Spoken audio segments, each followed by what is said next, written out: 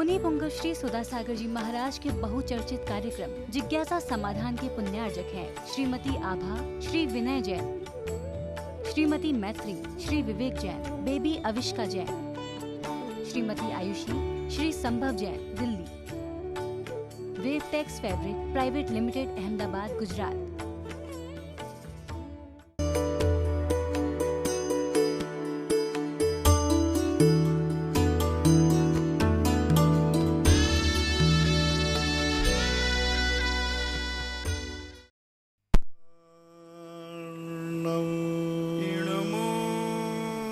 सिद्धाणं नमो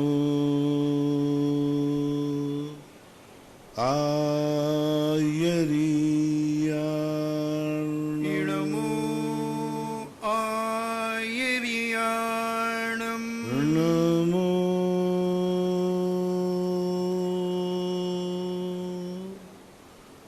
वज्रायाणं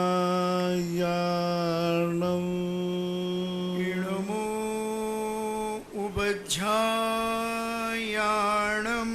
नमो लोये सव्यसाहूर्णं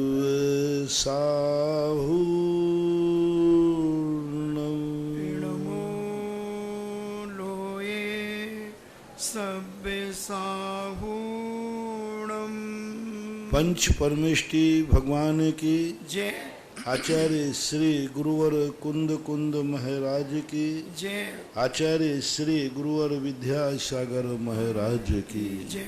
परम पूजनीय मुनि श्री सुधासागर जी महाराज की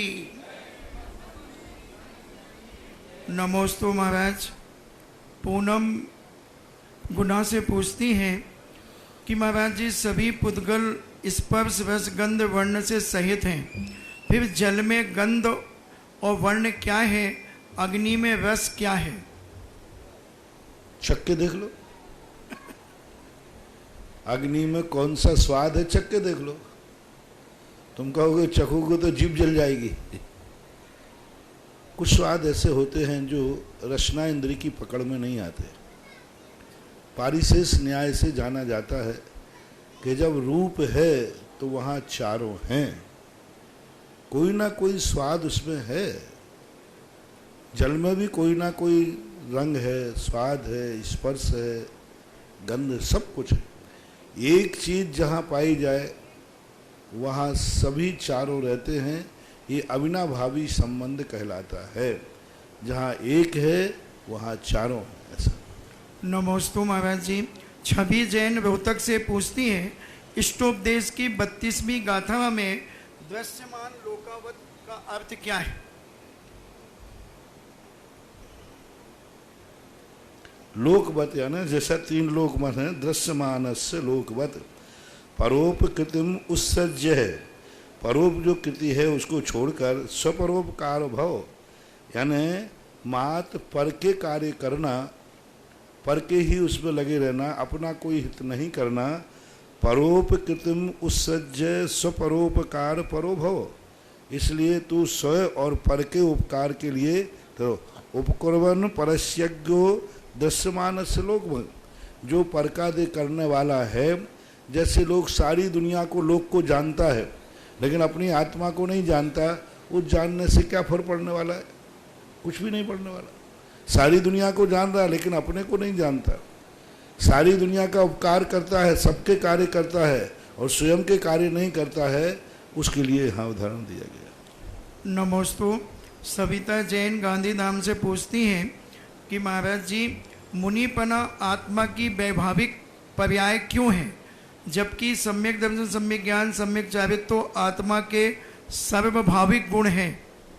वैभाविक है, जितने भी साधन रूप हैं वे सब वैभाविक हैं। 2 प्रकार का विभाग होता है, एक साधन रूप और एक बाधक रूप। बाधक रूप मिथ्यात आदि हैं।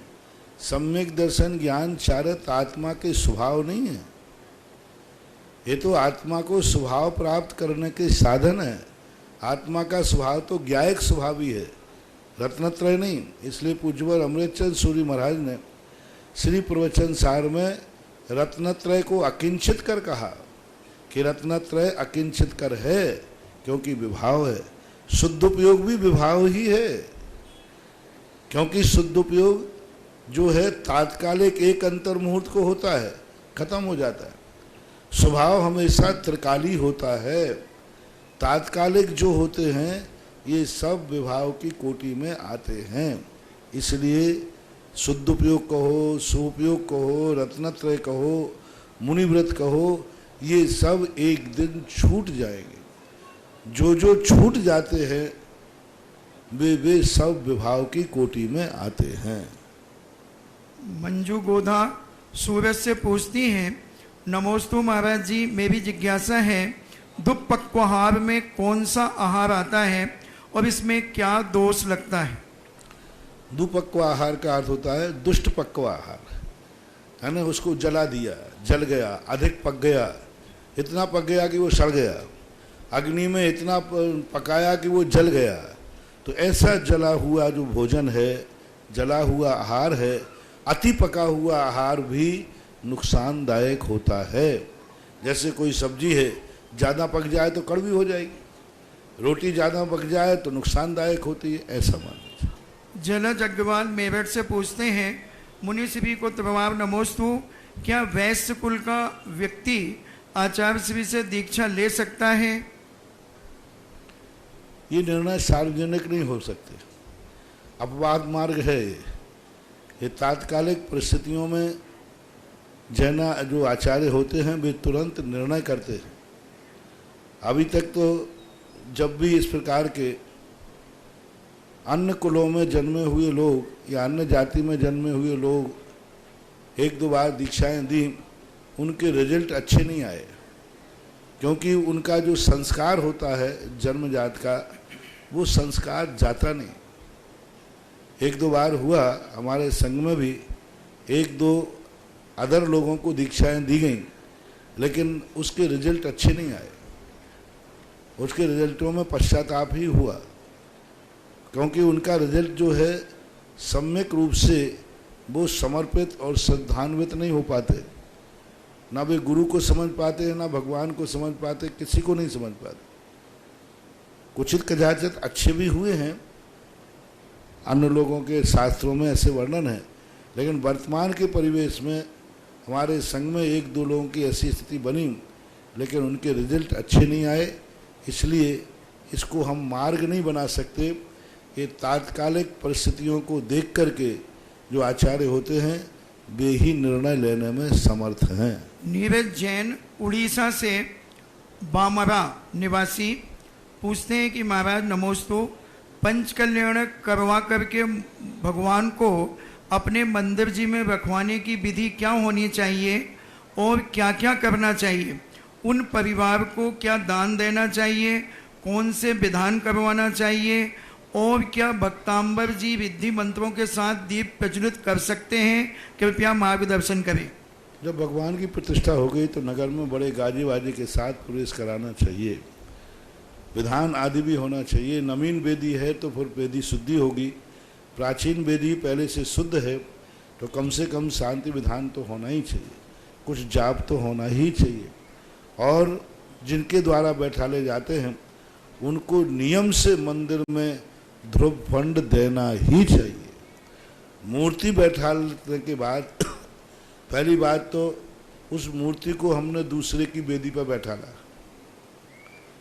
तो कम से कम, और उसके बाद उसकी पूजन अभिषेक की व्यवस्था के लिए कुछ ना कुछ ध्रुव फंड देना चाहिए, जिससे कम से कम वह मूर्ति कमेटी वालों को, मंदिर को भार न बन जाए। नहीं तो इसने मूर्ति तो रख दी, अब इसकी सेवा पूजा कौन करे? इसलिए ध्रुव फंड में अभिषेक पूजन के लिए द्रव्य कैसा फंड देना चाहिए, विधान होना चाहिए, पूरी समाज की साक्षी और सहमति से विराजमान होना चाहिए। नमोस्तु वेणु जैन नौगांव से अलवर से पूछती हैं कि महाराज जी मेरी जिज्ञासा है कि मैं आपको टीवी में देखकर कोई नियम आपको साक्षी मानकर ले सकती हूँ क्या?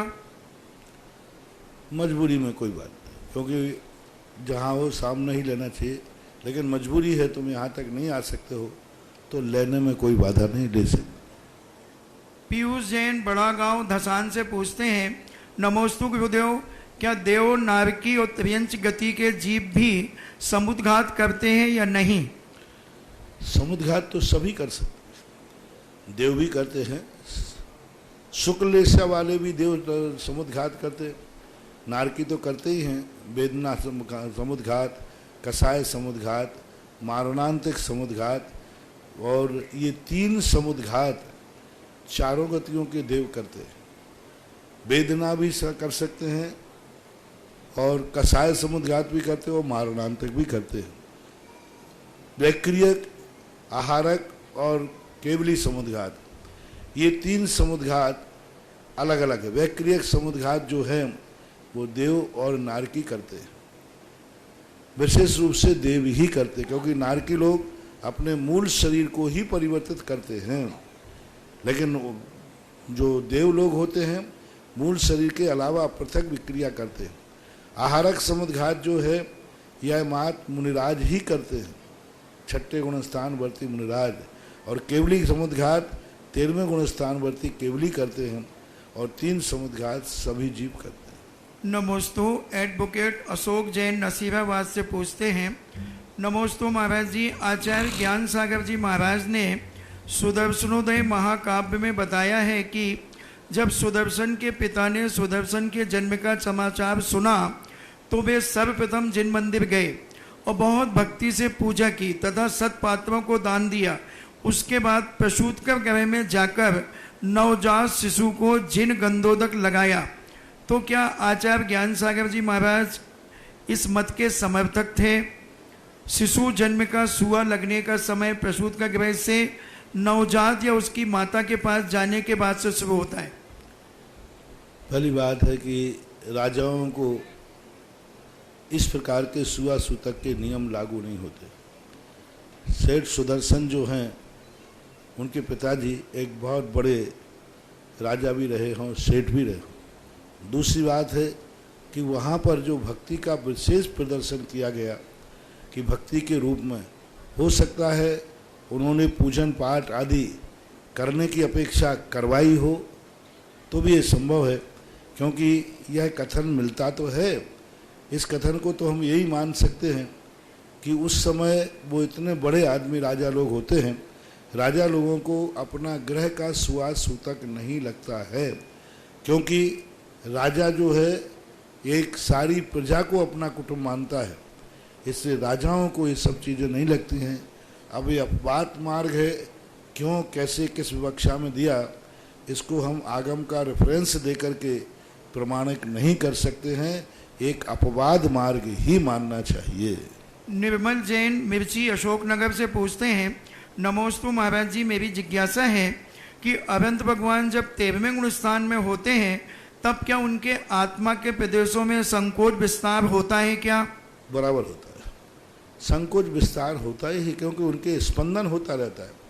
और जब 13वें गुण स्थान के अंतिम समय में होते हैं तो उनका किंचित न्यून होता है, यानी जितना शरीर में आत्मा के प्रदेश हैं ये उस समय जाकर के संकुचित को यानी ठोस हो जाते, तो विस्तार भी होता है क्योंकि समुद्घात करते हैं, युगों का स्पंदन होता है, और संकोच भी होता है क्योंकि अपने आत्मा के शरीर के प्रमाण वो ठोस कर दे, किंचित न्यून करते हैं, इसलिए संकोच विस्तार 13वें गुण स्थान में है। शांतिनाथ भैया बोर गांव से पूछते हैं, नमोस्तु महाराज जी, व्रती लोग बिना सोले से भोजन करना क्या उचित है? नहीं करना चाहिए, मार्ग तो यही बताया जाएगा, व्रती लोगों को शुद्ध वस्त्रों से ही करना चाहिए। बसंती साय, नमोस्तु महाराज जी, चारित्र गुण में से कौन श्रेष्ठ है? चारित्र और गुण, इनमें से कौन श्रेष्ठ है? चारित्र गुण, चारित्र और गुण, गुण तो चारित्र भी तो एक गुण है, उनमें कौन श्रेष्ठ है? चारित्र भी एक गुण ही है। अब गुण के मन में आप क्या पूछना चाहते हैं, कौन सा गुण? क्योंकि गुण नाम की कोई चीज़ तो होती नहीं, दर्शन गुण, ज्ञान गुण आदि होते हैं। अब तुम और चारित्र के अलावा अन्य गुणों की बात पूछ रहे हो तो चारित्र के अंदर ही सारे गुण आ जाते हैं, ऐसा। नमोस्तु नवीन लोहाड़िया जयपुर मानसरोवर से पूछते हैं, महाराज श्री विधान की पूजा में, पंच कल्याणकों में या किसी भी अनुष्ठान में जनेऊ पहनना क्यों जरूरी होता है? जनेऊ एक ऐसा विसंवादित विषय है, प्राचीन शास्त्रों में हमें कहीं देखने में नहीं आया। पहली बात जनेऊ का, वर्तमान युग ग्रंथों में कुछ श्रावकाचारों में जनेऊ का उल्लेख है, लेकिन उसका कोई ऐसा तर्क निश्चित नहीं आ रहा है कि नियम रूप से पहनना ही चाहिए।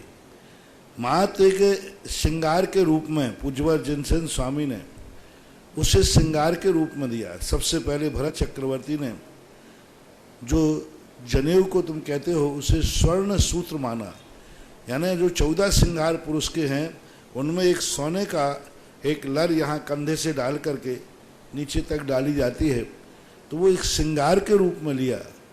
किसी भी शास्त्र में किसी भी रूप में हमें व्रतों का कोई रूप है, त्याग का रूप है, ऐसा कहीं देखने में नहीं आया। तो पहला निर्णय तो है जनेऊ एक श्रृंगार के रूप में था, जो स्वर्ण के रूप में रहता था, सोने का। जैसे महिलाएं करधनी पहनती हैं ऐसे ही पुरुष जनेऊ पहनते। उनकी करधनी होती है यहाँ पर कमर में, और जनेऊ होता है गले से लेकर नीचे लटकता है। तो ऐसा जनेऊ का जो रूप है 14 श्रृंगारों में आया। और भरत चक्रवर्ती ने जो वृत्ति लोगों की परीक्षा की और वे परीक्षा में सफल हुए, तो उन्होंने स्वर्ण सूत्र उनको पहनाए, ऐसा उल्लेख मिलता है। अब एक मौजीबंद की क्रिया आती है और जो विधानों में सकलीकरण होता है उस समय जनेऊ पहनाने की परंपरा है। आज भी पहनाते हैं, जैसे पंचकर्णाक होगा, मेरे सानिध्य में भी होता है। प्रदीप भैया वगैरह जब पंचकर्णाक होता है, विधान होता है, तो एक जनेऊ देते हैं। तो वो जनेऊ एक संकल्प का प्रतीक है कि ये जनेऊ हमने धारण कर लिया है इस संकल्प के साथ। लेकिन जैसे विधान खत्म होता है जनेऊ को उतारना भी पड़ता है कि आपका संकल्प पूरा हो गया। तो इससे सिद्ध हुआ कि जनेऊ एक संकल्प के रूप में भी आया। अब जो हमेशा जनेऊ पहने रहते हैं इसका कोई उल्लेख नहीं मिला कि किसका प्रतीक माना जाए और ये क्यों पहनाया जाए। यदि ये पहचान है तो किसकी पहचान है, वृत्ति की कि आवृत्ति की? यदि आप वृत्ति की पहचान करो कि वृत्ति को जनेऊ पहनना ही चाहिए, तो फिर जनेऊ पुरुष को ही क्यों पहनाया जाता है? वृत्ति तो महिलाएं भी होती है, तो महिलाओं को भी जनेऊ पहनाओ। आप कहो कि महिलाओं का जनेऊ भी पुरुष पहनता, कई जगह ऐसा होता है कि महिला वृत्ति है, पुरुष भी वृत्ति है, तो महिलाओं का जनेऊ भी पुरुष ही पहन लेता है, 2 लड़का अपना और 2 लड़का श्रीमती का। तो मेरा फिर प्रश्न है कि यदि महिला विधवा है और वृत्ति है तो उसका जनेऊ कौन पहनेगा? क्योंकि पति तो है नहीं, अब वो जनेऊ किसको पहनाएगा? क्योंकि जनेऊ यदि व्रतों का प्रतीक है, तो यदि जनेऊ पहनने के बाद हमारे व्रत संकल्प होते हैं तो जनेऊ पहनने वाले को फिर श्रावक के गुण पालना चाहिए। जनेऊ पहनने वाला बाजार में नहीं खाएगा, होटल में नहीं खाएगा, कैटर्सों के हाथ का नहीं खाएगा और शुद्ध भोजन घर में करेगा, बाजार में बिस्लरी का पानी नहीं पिएगा। जनेऊ का कोई ना कोई लॉजिक तो होना चाहिए कि जनेऊ क्यों। जितने तर्क दिए जाते हैं वे तर्क अव्याप्ति और अतिव्याप्ति दोष से ग्रसित है।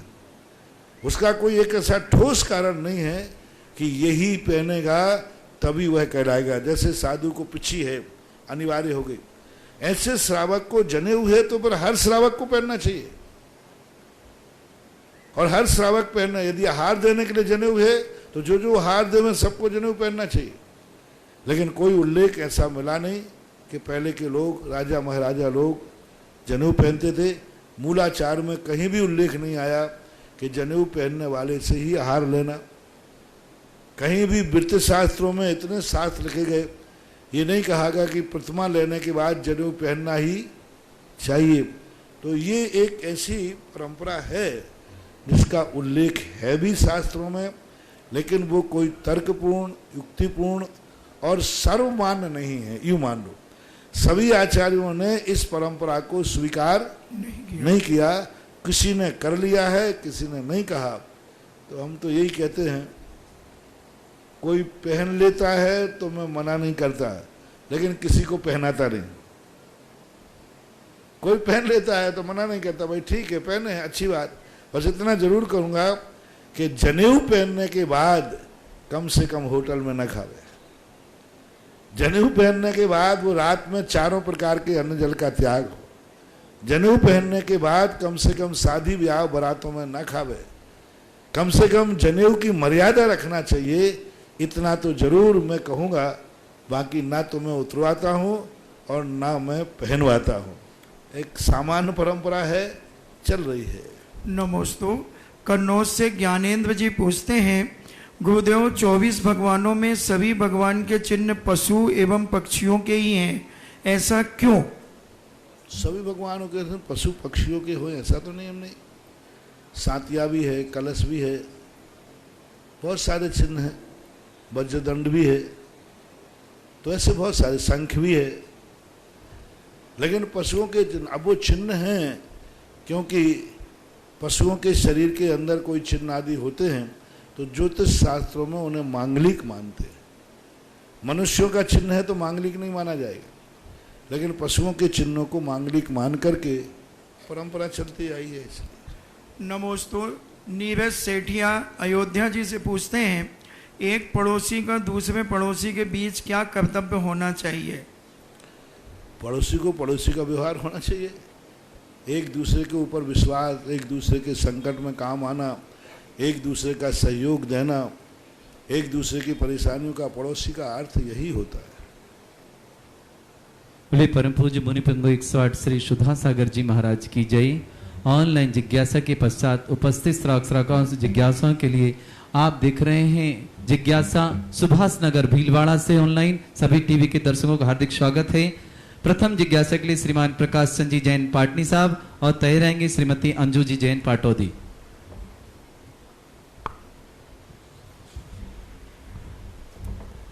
नमोस्तु गुरुदेव, नमोस्तु गुरुदेव। गुरुदेव मेरी जिज्ञासा ये है, सामाजिक क्षेत्र में, सामाजिक कार्यक्रमों में अच्छा वक्ता बनने के लिए, उसके लिए मार्गदर्शन दीजिए। क्या दूं? ताकि अच्छा वक्ता बन सकूं मैं, कुछ अपनी बात को अच्छा आचरण करने वाले का अच्छा वक्ता बन ही जाता है। आचरण जिसके अच्छे होते हैं, विचार जिनके अच्छे होते हैं, वे कुछ भी बोलते हैं तो सारे लोग उसको सिरोधार्य करते हैं। इसलिए वक्ता बनने के लिए अपने आचार और विचारों का शुद्धिकरण होना चाहिए। नमस्ते। श्रीमती अंजू जी जैन क्योंकि हमारे दर्शन में वचनों की प्रमाणता की अपेक्षा वक्ता की प्रमाणता होना चाहिए। वक्ता कैसा है, वचन कैसे हैं, ये नहीं, वक्ता कौन है, बोलने वाला कौन है।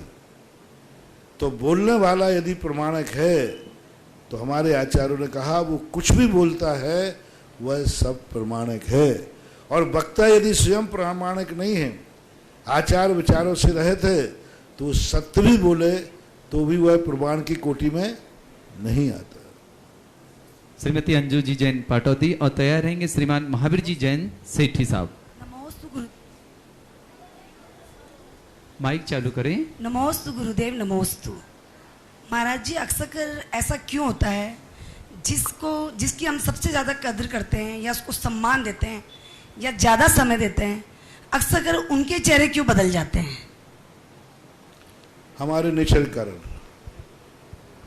हमारे खुद का आचरण ऐसा होता है, हम दूसरे को, उनका भी तो देखो, उनकी भी क्या प्रकार की, क्योंकि परिणति कई बार अपने नेचर के कारण से सामने वाला व्यक्ति हमें पसंद नहीं करता। हमें उसको भी देखना है कहीं हमारे कारण से उनका जो सम्मान है वो सम्मान न गिर जाए, ये भी देखना पड़ता है। व्यक्ति अपने आप में देखता है कि उसका नेचर क्या है, अपने नेचर को बदलना चाहिए। दुनिया के चाहने की संभावना मत करो, अपना नेचर बदलो तो दुनिया अपने आप चाहने लग जाती है। कई बार व्यक्तियों का नेचर इतना गंदा होता है कि उनसे बात करना, उनसे बोलना और उनको वो करना अपने बहुत प्रतिकूल हो जाता है, अनर्थ हो जाता है। नेचर बदलना चाहिए। नमोस्तु गुरुदेव। श्रीमान महावीर जी जैन सेठी और तैयार रहेंगे श्रीमती सरोज जी जैन इंदौर। नमस्ते गुरुवर, नमस्ते नमस्ते नमस्ते। हाथ उठा लिया करें। गुरुजी, मेरा प्रश्न है कि हमको मंदिर में स्वाध्याय करते हैं, उस स्वाध्याय में मतलब क्या है कि कोई दूसरे व्यक्ति कहते हैं कि आपकी कोई उम्र नहीं है, आप तो केवल द्रव्य योग का शास्त्र करो, जबकि जो कह रहे हैं उनके न तो नियम से है न किसी तरह की कोई भी बात उनके हैं, किसी तरह का कोई त्याग तपस्या कुछ भी नहीं है। तो मतलब कहते हैं हम स्वाध्याय करते तो कोई व्यक्ति हमसे कहते हैं सिर्फ आप द्रव्यानुयोग का पठन किया करें क्योंकि आपकी उम्र ज्यादा हो गई है, और जो द्रव्यानुयोग का स्वाध्याय करें उनका कोई नियम पालन आदि होता नहीं करने वालों का। तो मतलब नहीं, गृहस्थों के लिए सबसे पहले चाहे उम्र कितनी बड़ी हो जाए, गृहस्थ को हमेशा श्रावकाचारों का अध्ययन करने रहना चाहिए, और वृद्धावस्था के अंदर उन्हें अपने आचार विचारों वाला ग्रंथ पढ़ना चाहिए।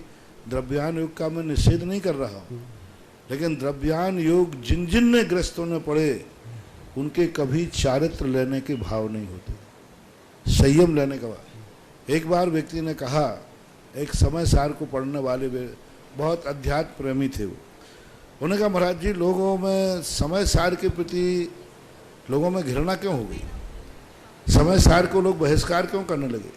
मैंने कहा तुम्हारे कारण से। समय सार वाले ही सुनो, तुम्हारे कारण से करने लगे। बोले महाराज मैं तो समय सार का दीवाना हूँ, उसके अलावा कुछ पढ़ता ही नहीं हूँ। मैंने कहा इसलिए तो आफत है कि तुमने इतने बार समय सार पढ़ने के बाद तुम्हारी जिंदगी में आचरण कुछ भी नहीं आया। तो लोगों ने कहा कि समय सार पढ़ने वाले आचरण नहीं लेते हैं, वे मुनि विरोधी होते हैं, वे अभिषेक पूजन छोड़ देते हैं, भगवान की पूजन अभिषेक में मन नहीं लगता है। ये तुम्हारे कारनामों के कारण से लोगों ने समय सार पढ़ना बंद कर दिया, क्योंकि जिन जिन ने समय सार पढ़े वे उनके पूजन अभिषेक में मन नहीं लगते। आप देखना, जो ज़्यादा अध्यात्म में हो जाते हैं उनके मंदिर में नहीं आते, अभिषेक पूजन तो करते ही नहीं वो। और दूसरा सबसे ज़्यादा कि तुम्हारा जो समय सार पढ़ लेता है वो त्यागी वृत्तियों का अपमान करता है, साधुओं को भी नहीं मानता। और चलो साधु को माने या नहीं माने, लेकिन स्वयं तो साधु बने।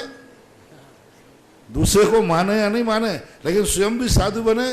जिन जिन ने समय सार पढ़े हैं अकेले, ना तो आज तक कोई वृत्ति बने, ना प्रतिमाधारी बने, और ना उनकी व्यवहारिक क्रियाएं होती हैं। इसलिए लोगों ने देखा कि ये पहले इसके घर में पहले चौका लगता था, चौका लगता था, हर मुनिराज का हार होता था, लेकिन जब से इसने समय सार पढ़ा चौका बंद हो गया। फिर इन्होंने देखा ये प्रतिदिन ये अभिषेक पूजन करके ही भोजन करता था, समय सार पढ़ के अभिषेक पूजन बंद हो गया।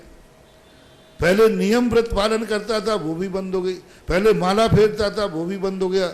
ओहो, ये सारी कार्यों से भ्रष्ट करने वाला ये समय सार है। तो लोगों ने समय सार का पढ़ना बंद कर दिया, इसके दोषी आप हैं। और सुनो, मैं कहता हूं कि समय सार को घर घर में वाचन करवा दूंगा, मेरी बात मान जाओ तो। समय सार को हर व्यक्ति पढ़ेगा, बस जो जो समय सार तुम लोग पढ़ते हो वे सब मुनि बन जाओ। जो जो समय सार पढ़ेगा वो मुनि बनेगा, जो जो समय सार करेगा वो प्रतिदिन अभिषेक पूजन करेगा, जो जो समय सार पढ़ेगा वो मुनियों को आहार दान देगा। देखो पर समय सार का प्रचार कैसे नहीं होता, हर व्यक्ति पढ़ेगा। अरे भैया, ये कभी मंदिर नहीं जाता था, जब से इसने समय सार पढ़ा अभिषेक करने लगा। ये कभी त्याग नहीं करता था, जब से समय सार पढ़ा मुनि बन गया। ये तो बिल्कुल त्याग करने का ना। अरे इसने जब से समय सार पढ़ा तब से इसने प्रतिमाएं ले ली, व्रत ले लिया। यदि समय सार का प्रचार करना है तो समय सार पढ़ने के बाद तुम्हें कुछ क्रियाएं और चारित्र दिखाना पड़ेगा, क्योंकि आज सारी समाज की धारणा है जिसने समय सार पढ़ लिया वो समाज को भ्रष्ट करता है, समाज को तोड़ता है, अलग अलग अपनी राग आलाप लेता है, और जो व्यवहार की क्रियाएं हमेशा से चलती आई उन व्यवहार क्रियाओं को नष्ट कर देता है। इसलिए लोगों ने समय सार का बहिष्कार करना शुरू कर दिया। मैंने कहा ना कि समय सार बुरा नहीं है, समय सार पढ़ने वालों ने जो अपनी जिंदगी का गलत ढांचा बनाया उस कारण समय सार बदनाम हो गया। पूज्यवर समय कुंद कुंद भगवान ने कहा रास्ता कभी लूटता नहीं है, लेकिन रास्ते लूटने वाले लूटते हैं, उससे बदनाम क्या होता है? अरे ये रास्ता लुटेरा है, अरे रास्ता कहता मैंने कहाँ लूटा। तो रास्ते में रहने वाले लूटते हैं, लेकिन बदनाम होता है रास्ता। ऐसे ही समय सार पढ़ने वाले भ्रष्ट हुए हैं, धर्म की क्रियाओं से रहित हुए हैं, लेकिन बदनाम कौन हो गया? समय सार हो गया। इसलिए जिस क्रिया के, जिस अनुयोग के स्वाध्याय से संवेग और वैराग्य बढ़े, वह स्वाध्याय करना चाहिए, क्योंकि कुंद कुंद भगवान ने स्पष्ट उल्लेख किया नानस्य फलम उपेक्षा। उपेक्षा का अर्थ संयम। जिस स्वाध्याय करने के बाद संयम लेने का भाव आवे, वही स्वाध्याय करना चाहिए और वही करने योग्य है, ऐसा पूज्यवर कुंद कुंद भगवान ने कहा है। नमस्ते गुरु जी। श्रीमती सरोज जी जैन इंदौर और तैयार रहेंगे श्रीमान पतम चंद जी जैन काला साहब। गुरुवर के चरणों में कोटि कोटि बार नमोस्तु नमोस्तु नमोस्तु। महाराज जी आप बोलिए। महाराज जी, आपने उस दिन अभी परसों किसी ने पूछा था कि 13वें गुण स्थान और 14वें गुण स्थान में क्या सहयोग केवली आयोग केवली में क्या अंतर है? तो महाराज जी 14वें गुण स्थान में प्राण कितने होते हैं? 14 प्राण में जो प्राण होते हैं, कम से कम आयु प्राण तो उनका है ही। श्वासोच्छ्वास नहीं होते, क्योंकि उनके प्राणों में, उनके शरीर में हलन चलन ही बंद हो गया। वायु के आयोग केवल ही हो गया, क्योंकि हलन चलन नहीं होगा। आयु प्राण तो उनका होता ही है।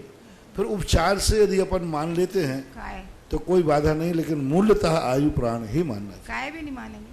काय भी नहीं? काय एक शरीर नाम कर्म का उदय ही नहीं है, काय योग भी नहीं, शरीर नाम कर्म का उदय नहीं वहाँ, क्योंकि 13वें गुण स्थान में शरीर नाम कर्म खत्म हो गया। तो अब शरीर योगों का स्पंदन खत्म हो गया, इसलिए श्वास लेने की जरूरत ही नहीं पड़ रही। लेकिन उपचार से माना तो मान सकते हैं, मूल रूप से नहीं। नमोस्तु महाराज। श्रीमान पदम जी जैन सबकाला और तैयार रहेंगे श्रीमती सुनीता जी जैन गंगवाल। दिगंबर सरोवर के राजहंस हमारे पूज्य गुरुदेव के चरणों में कोटि कोटि नमन वंदन अभिनंदन। गुरुदेव, मेरी जिज्ञासा इस प्रकार से है कि 25 दोषों से रहित अष्टांग सम्यक दर्शनम, ये शांति विधान की पुस्तक में आता है, तो 4 कसाई जो है और 4 चौक 16 इसको रूप में लेते हैं। अनंतानुबंधी, प्रत्याख्यान, प्रत्याख्यान और संजलन 16, 9 कसाई और होती है, तो हास्य रति आदि। तो 9 कसाईयों को भी ईसत कसाई कहा गया या ए कसाई कहा गया है? फिर कसाई का बंध किस प्रकार से होता है, इनकी निर्जरा कैसे कर सकते हैं? नमस्ते। पहली बात, 25 दोषों से रहित उसमें कसायों को नहीं लेना। 25 दोष होते हैं निसंकेत में, जो संकेत आदि 8 गुणों को उल्टा कर दे, 6 अनायतन, 3 मूर्ताएं और 8 मद, ये 25 दोष कहलाते हैं। संकादि 8, 6 अनायतन 8 और 6 14 और 3 मूर्ताएं और 8 मद, कितने हो गए? 25। ये 25 दोष सम्यक दर्शन के कहलाते हैं। अब कसायों का जो है, इनमें 9 कसाय और अकसाय। अकसाय का अर्थ कसाय रहित नहीं लेना, ईसत कसाय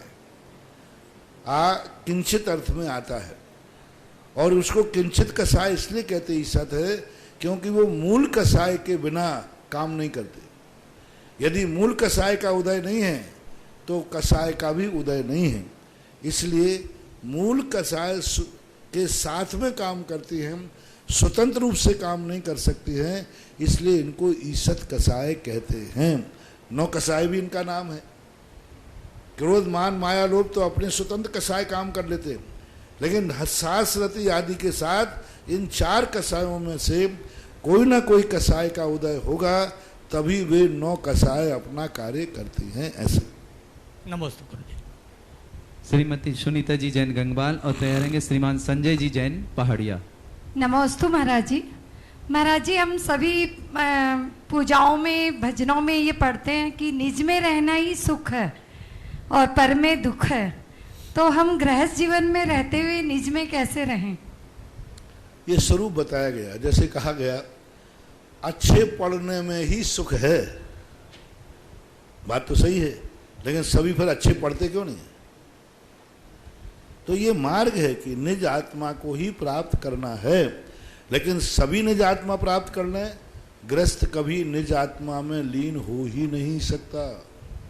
आकाश के तारे जमीन पे आ सकते हैं, लेकिन ग्रस्त कभी निज आत्मा में लीन नहीं हो सकता। निज आत्मा का चिंतन कर सकता है, निज आत्मा का स्वरूप समझ सकता है, लेकिन निज आत्मा को वह प्राप्त नहीं कर सकता जब तक उसका आरंभ और परिग्रह का त्याग नहीं होगा, तब तक वो निज आत्मा का अनुभव नहीं कर सकता। परिग्रह का त्याग सबसे पहले, एक धागा भी है तो भी आचार्य कहते हैं नहीं, थोड़ा सा भी राग की कणका है तो भी परमाणु मित्तम पी रागा दीनम दुविजिते जस्से नबी जान गोदु अप्पा भयम तु सब्बाग मधुरो भी। सारे आगम का ज्ञान होने के बाद भी यदि थोड़ा सा भी राग भाव, परमाणु मित्तम पी, एक परमाणु के समान भी, एक परमाणु से भी यदि राग भाव बैठा हुआ है तो निज आत्मा का आनंद नहीं ले सकता। और ग्रस्त के बहुत सारा राग बैठा हुआ है, पता नहीं कितना दिन भर राग ही चलता रहता है, तो आत्मा का वो जानकार नहीं है, ग्रस्त को नहीं हो सकता। नमोस्तु महाराज। श्रीमान संजय जी पहाड़िया और तैयार हैं श्रीमती शालिनी जी जैन रामगंज अजमेर। उसके पहले आप सबके लिए विशेष सौभाग्यशाली क्षण आने वाला है। आने वाली चतुर्दशी 16 तारीख को, 16 जून के लिए आप सबके लिए बड़ा पुण्य का विषय होगा कि पूज्य महाराज श्री के सानिध्य में देवादिदेव अरिष्ट नेमी श्री नेमिनाथ भगवान का महामस्तक अभिषेक करने का सौभाग्य आप सबको प्राप्त होगा।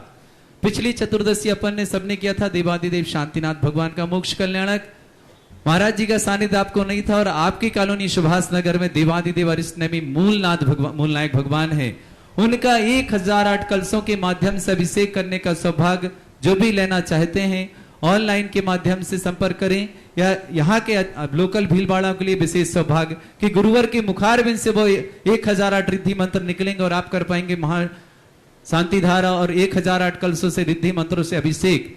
तो जिन्हें भी अभिषेक करना हो, बहुत छोटी सी राशि रखा यहाँ की कमेटी ने, एक कलश की राशि मात्र 1100 रुपए रखा उन्होंने।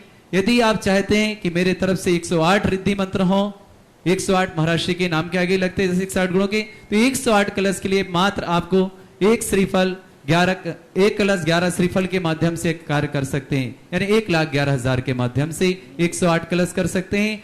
साथ ही साथ यदि कोई चाहता है कि नहीं मैं 1008 कलश करूंगा, मेरा परिवार पूरा 1008 कलश करेगा, साथ ही साथ महाशांति धारा करने का सौभाग्य कोई लेना चाहता है, तो उसकी राशि बिल्कुल 50% डिस्काउंट करके 5 कलश की राशि रखी गई है। जिन्हें भी एक परिवार यदि पूरा चाहता है कि मैं 1008 कलश पूरे भगवान के मस्तक पर करूं अपने हाथों से, देवादिदेव अरिष्ट नेमी जो कि यहाँ की 7.25 फुट यहाँ विराजमान हैं, ऐसे अरिष्ट नेमी भगवान के मस्तक पर जो भी करना चाहता ऑनलाइन के माध्यम से, टीवी के माध्यम से, व्हाट्सएप के माध्यम से सुन रहे हो, यहाँ बैठे लोग सुन रहे, अपने परिवार रिश्तेदारों को व्हाट्सएप कर दीजिए कि आने वाली 16 तारीख जून को चतुर्दशी का महान पर्व शुक्ल पक्ष की हम सबके लिए एक विशेष सौगात लेकर आ गुरुवर के सानिध्य में आप सबके लिए परम सौभाग्य होगा कि यह कार्य आप कर पाए।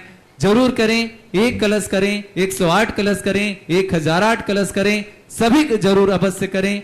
मात्र 1100, 1,11,000 और 5 लाख के माध्यम से आप कर सकते हैं 1008 कलश। मैं क्षमा चाहता हूं, 1,11,000 यानी 1 लाख की राशि की घोषणा की कमेटी ने, मेरे पास पर्ची आ गई है, तो 108 कलश की 1 लाख रुपए की राशि की घोषणा की गई। जो 5 लाख की कलश की राशि के माध्यम से शांति धारा करेंगे उन्हें कमेटी द्वारा चांदी का विशेष एक कलश भी भेंट किया जाएगा। महाराष्ट्र का रिद्धि सिद्धि कलश होगा वह, और जो भी नाम देना चाहे आपके पास 3-4 दिन पूरे हैं, गुरुवर का आशीर्वाद आपके पास है, और गुरुवर के मुखारबिंद से यदि शांति धारा होती है, रिद्धि मंत्र होते हैं, तो निश्चित हमारे जीवन में विशेष सौभाग्य, हमारे सुख शांति समृद्धि साथ साथ आरोग्यता और हमारे समस्त अरिष्ट निवारण करने के लिए गुरुवर के मुखारबिंद से जब आपके परिवार का नाम निकलेगा तो निश्चित ही आपका सौभाग्य अपने आप दुगुणित हो जाएगा। तो हम आपसे निवेदन करते हैं, संपर्क करें सुभाष नगर के अध्यक्ष मंत्री को सदैव परिवार से, जिनसे भी आप आकर के संपर्क कर लें। ऑनलाइन वालों के लिए कल यहाँ पर बैंक का नाम और साथ ही साथ बैंक की डिटेल सारी यहाँ दे दी जाएगी, जिसके माध्यम से आप अपने नाम यहाँ पर लिखा सकते हैं। नाम के लिए श्रीमान संजय जी पहाड़िया और तैयार रहेंगे श्रीमती शालिनी जी जैन, रामगंज, अजमेर। नमोस्तु गुरुदेव, नमोस्तु गुरुदेव, नमोस्तु गुरुदेव। पूरे पहाड़िया परिवार पिसागन की ओर के आपको बारंबार नमोस्तु। मेरी जिज्ञासा यह है कि हम मन के विचार और आत्मा के भावों में अंतर कैसे पहचानें। जब हम चिंतन करने बैठते हैं तो हमें कैसे पता चले कि ये हमारे आत्मा के भाव हैं या मन के विचार। क्या कर्मोजनित मन के विचार होते हैं? विचारों का जो है औदैहिक विचार होते हैं, औदैहिक भाव। पूज्यवर उमा स्वामी महाराज ने श्री तत्वार सूत्र में 5 प्रकार के भाव कहे। औदैहिक भाव, उपसम भाव, क्षयोपसम भाव, छायक भाव, पारिणामिक भाव। इसलिए सभी का भाव कर्म के उदय में ही होते हों, सो बात नहीं। औदैहिक भाव जितने हैं, यानी संसार की सांसारिक जितने भाव हैं वे सब औदैहिक भाव कहलाते हैं। पारमार्थिक जितने भाव हैं वे उपसम, क्षयोपसम और छाय कहलाते हैं। पारिणामिक भाव से न संसार से मतलब है और ना मोक्ष से मतलब है। तो हमारे क्षयोपसम भाव, उपसम भाव भी होते हैं जो हमारे पुरुषार्थ से आते हैं, कर्म के उदय से नहीं, कर्म के अभाव से आते हैं। इसलिए जब हमारे परिणाम धार्मिक हों तो नियम से समझना ये कर्म के उदय से नहीं आ रहे हैं, हमारे खुद का पुरुषार्थ है। और जब संसार का भाव हो, राग और द्वेष, राग और द्वेष भाव जब भी आएगा तब नियम से कर्म के उदय से ही आएगा। कर्म के उदय में राग द्वेष हो ये कोई नियम नहीं है, लेकिन राग द्वेष हो रहे हैं तो नियम से कर्म का उदय है। दूसरा, पर पदार्थों के प्रति यदि हमारा आकर्षण है तो नियम से कर्म का उदय ही है। और पर पदार्थों के प्रति यदि हमारा उपेक्षा भाव है तो नियम से वो कर्म का उदय नहीं है, हमारा पुरुषार्थ है। ऐसा संक्षेप से हमने 2-3 पॉइंट तुम्हें दिए, उनसे अपन परीक्षा कर सकते हैं। मन के विचार और आत्मा के भाव में फर्क? मन का विचार, मन तो एक इंद्रिय है। जैसे अपना ये मन है तो मन जो है वो इंद्रिय, द्रव्य इंद्रिय है। और एक मन होता है भाव मन, तो वो आत्मा का उपयोग होता है। क्योंकि आत्मा का जो विचार है संसार अवस्था में वो मन या इंद्रिय के माध्यम से अभिव्यक्त होता है। यदि मन नहीं रहेगा तो हमारा आत्मा का विचार पारमार्थिक नहीं हो सकता। लेकिन मन के विचार, आत्मा के विचार हों। मन एक पौद्गलिक वस्तु है जो अपने आत्मा में, जैसे अपनी आँख है, कान है। अब ये आँख जो अपने देख रहे हैं तो ये पौद्गलिक है, लेकिन आँख से जो देख रहा है वो आत्मा है। तो अपने जो विचार उठते हैं सभी विचार आत्मा के ही होते हैं, लेकिन जब वह विचार मन को आलम्बन लेता है तो वे विचार बाद में मन के कहलाने लग जाते हैं। ऐसा। श्रीमती शालिनी जी जैन, रामगंज, अजमेर और तैयार रहेंगे श्रीमान सुनील जी जैन, सागर, मध्य प्रदेश। मेरे आराध्य गुरुदेव के चरणों में बारंबार नमोस्तु नमोस्तु नमोस्तु। हे गुरुवर, 4 साल पहले मेरे बेटे का बीटेक IIIT जबलपुर में सिलेक्शन हुआ था। तब उसने और हमने सोचा था कि इसकी बहुत अच्छी जॉब लग जाएगी। लेकिन महाराज जी, जब 3रे साल में था तो उसने आपके शंका समाधान में सुना कि जैन बच्चों को या मतलब व्यापार करना चाहिए, नौकरी नहीं। तो महाराज जी उसका जब से यही मन हो गया कि मैं भी व्यापार करूं। लेकिन घर वाले कहते हैं कि फिर तुमने पढ़ाई किस लिए करी। तो महाराज जी वो समाधान चाहता है कि उसे क्या करना चाहिए। नमोस्तु महाराज जी। मैं प्रश्नों में सारे समाधान देता हूँ, व्यक्तिगत कोई समाधान नहीं कर सकता, क्योंकि हम घर के किसी द्वंद्व में बीच में पढ़ करके और भारत को महाभारत नहीं बना सकता जब परिवार का है। लेकिन मेरा तो मात जो है आगम की और गरिमापूर्ण जो परंपरा है, पर्टिकुलर बिना नाम से कह सकते हैं। यदि आप बेटे का नाम नहीं लेती या बेटे का और परिवार का नाम नहीं बताते तो शायद मैं समाधान कर देता। यदि आप ये पूछते कि व्यापार में पढ़ लिख करके भी बच्चे को नौकरी करना चाहिए या व्यापार, तो मैं समाधान कर देता। लेकिन तुमने चूंकि अपने बेटे का नाम लिया और परिवार का नाम लिया, इसलिए मैं आप दोनों के बीच से हट जाता हूँ। आपका काम आप जाना। नमोस्तु महाराज जी। नमोस्तु महाराज जी जैन, सागर और तैयार रहेंगे नम्रता जी जैन शाह, उदयपुर। परम पूज्य 108 मुनि पुंगव श्री सुधा सागर जी महाराज के चरणों में समस्त सागर वालों का कोटि कोटि नमोस्तु नमोस्तु नमोस्तु। हे भगवान, यदि श्रावक मुनि महाराज को चौकी में कोई वस्तु चलाता है, वह वस्तु महाराज को नहीं लेना थी, वह वस्तु महाराज श्रावक को दे देते हैं, तो श्रावक वस्तु को खा सकता है या नहीं? अंजलि से दे देते हैं, आहार करते हैं, अंजलि से दे दें तो मतलब महाराज अपनी अंजलि में से दे दें? हाँ जी महाराज। नहीं, महाराज की अंजलि में गई हुई चीज वापस ना तुम ले सकते हो ना हम दे सकते हैं। यदि देते हैं तो उनको अंतराय करना पड़ेगा और श्रावक को कदापि नहीं खाना चाहिए। हमारे यहाँ जूठा चाहे महाराज का हो चाहे किसी का भी हो, वो खाने योग्य नहीं है, स्पष्ट रूप से निषेध है, वो खाने योग्य नहीं है, इसलिए कदापि नहीं लेना चाहिए।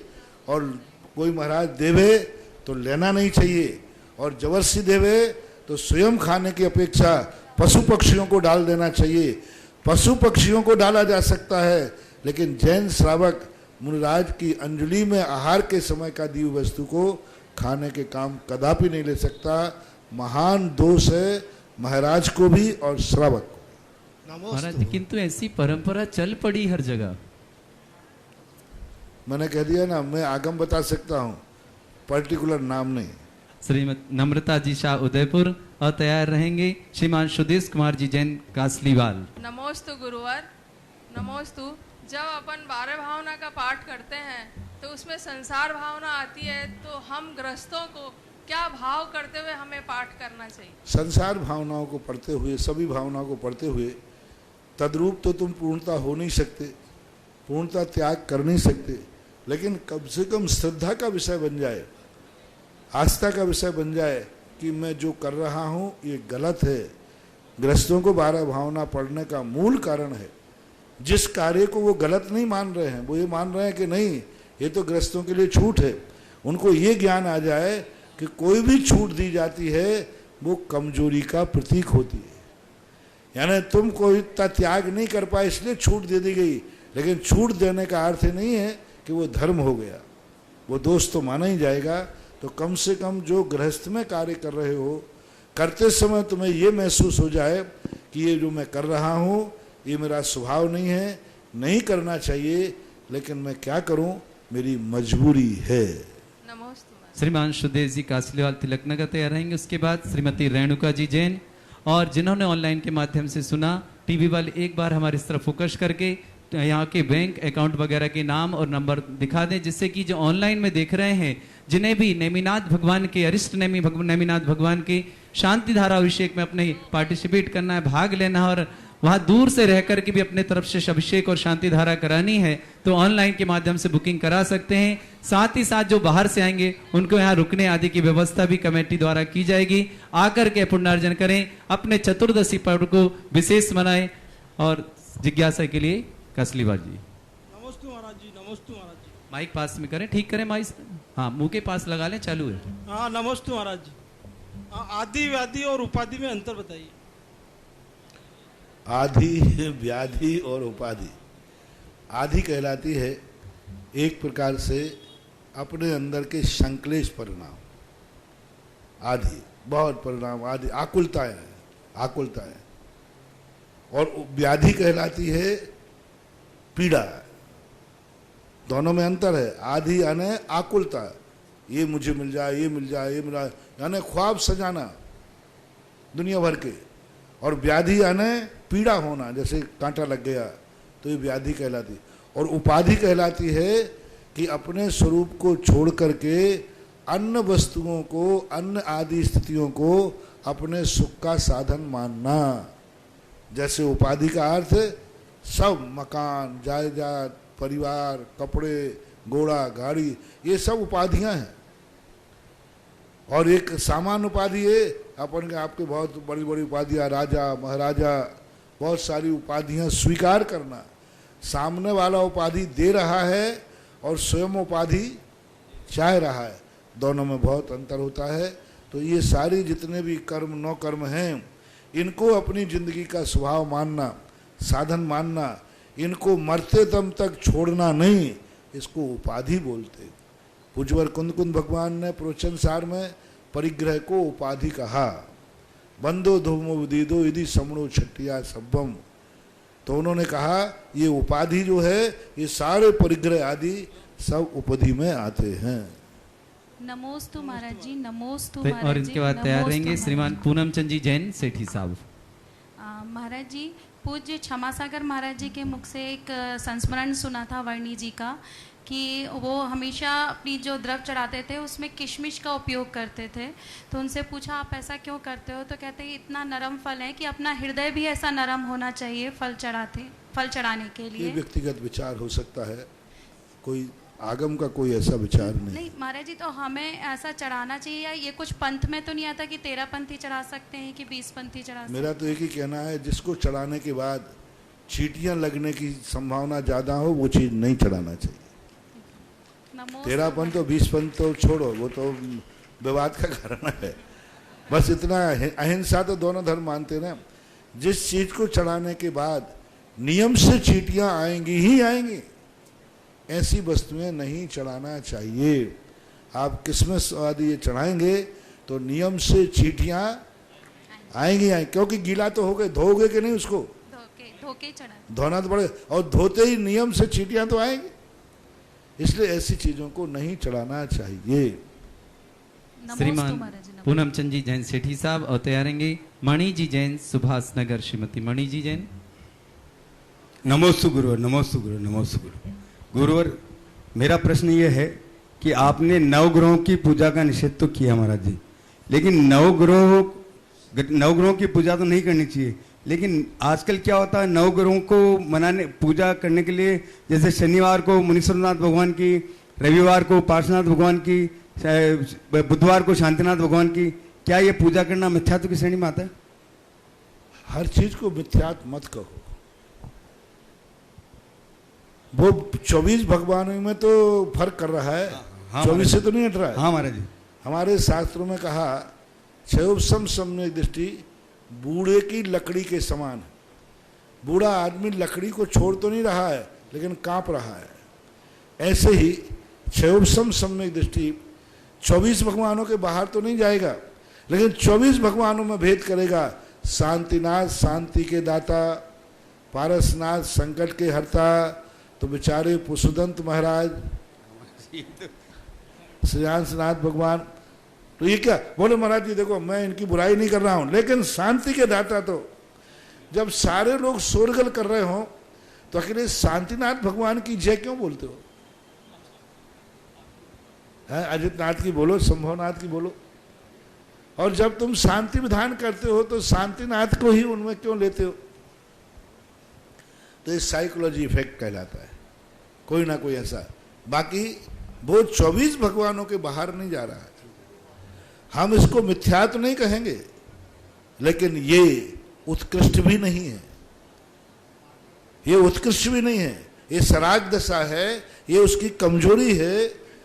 उसकी एक कमजोरी है कि किसी भी भगवान के पूजा करके ग्रहों को शांत कर सकता है, लेकिन चूंकि वो मन से कमजोर है तो कहता नहीं संकट के हरता है तो मुझे तो पारसनाथ ही चाहिए।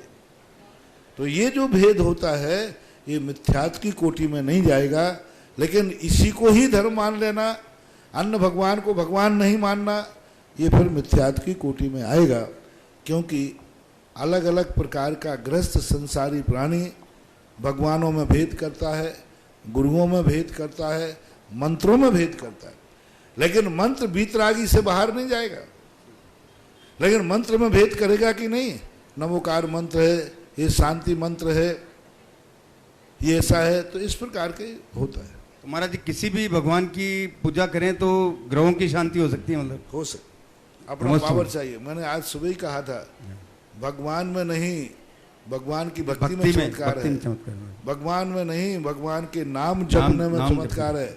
भगवान में नहीं, भगवान के चरणों के गंधोदक में चमत्कार है। श्रीमती मणि जी जैन और तैयार रहेंगे श्रीमान सतपाल जी जैन आर के कॉलोनी। इसलिए 16 तारीख को नेमिनाथ भगवान का महामस्तक अभिषेक करें, शांति धारा करें, समस्त प्रकार के ग्रहों का निवारण करें। गुरुदेव के चरणों में मेरे और मेरे परिवार की ओर से 3 बार नमोस्तु नमोस्तु नमोस्तु।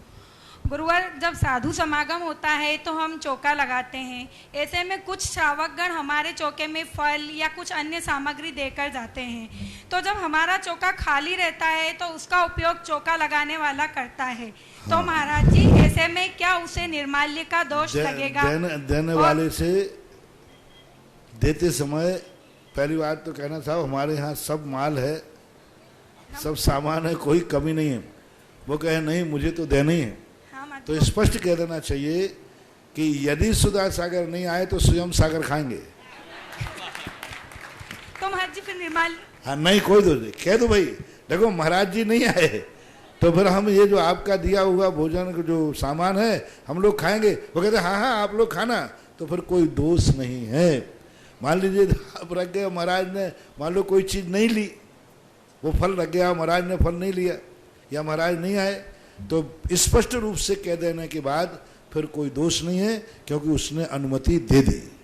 और महाराज जी, यदि हमारी चौथी पीढ़ी में किसी के लड़का हुआ है, ऐसे में हमारे घर की बेटी मुनिश्री को आहार दे सकती है या नहीं दे सकती? बेटी पीहर में है कि ससुराल में है? नहीं, कुंवारी है महाराज जी। कुंवारी है तो नहीं लेंगे जब तक, क्योंकि वो उसके साथ गोत्र कौन सा चल रहा है।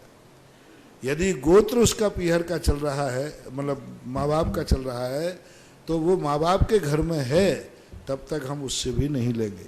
हाँ, यदि वो शादी हो जाती है, उसका गोत्र का परिवर्तन हो गया, फिर पीहर में कोई सुआ सूतक होता है, तो फिर उसमें कोई देने में बाधा नहीं है। फिर भी यदि वह बच्ची अपने पीहर आई हुई है और पीहर का अन्न जल ग्रहण कर रही है और घर में सूतक लगा है, तो भी हम उससे आहार नहीं लेंगे, क्योंकि वो आहार कहाँ का कर रही है? सुआ सूतक वाले घर का कर रही है। जब वो सुआ सूतक वाले घर का आहार कर रही है, तो फिर हम उससे आहार नहीं लेंगे, ये ध्यान रखें। इसलिए जब कोई के यहाँ सुआ सूतक होता ना, तो शकलीकरण पहले से करा देते, तो धागा बांधने से मतलब नहीं है। अब वो घर का भोजन भी नहीं करेगा, घर में रहेगा भी नहीं, घर के कपड़े भी नहीं पहनेगा और घर वालों के साथ नहीं रहेगा, तब बनेगा। बाकी यदि वो बच्ची ससुराल से रक्षाबंधन पे घर आई है और घर में सुआ सूतक है और उसी घर में खाना खाती है, उसी घर में रहती है, तो बराबर उसको भी सूतक मानना चाहिए, क्योंकि वो उन्हीं का अन्न ग्रहण कर रही है। तो श्री सुधा सागर जी महाराज के बहुचर्चित कार्यक्रम जिज्ञासा समाधान के पुण्यार्जक थे श्रीमती आभा, श्री विनय Jain, Shrimati Maitri, Shri Vivek Jain, baby Avishka Jain, Shrimati Ayushi, Shri Sambhav Jain, Delhi. Wave Tex Fabric private limited, Ahmedabad, Gujarat.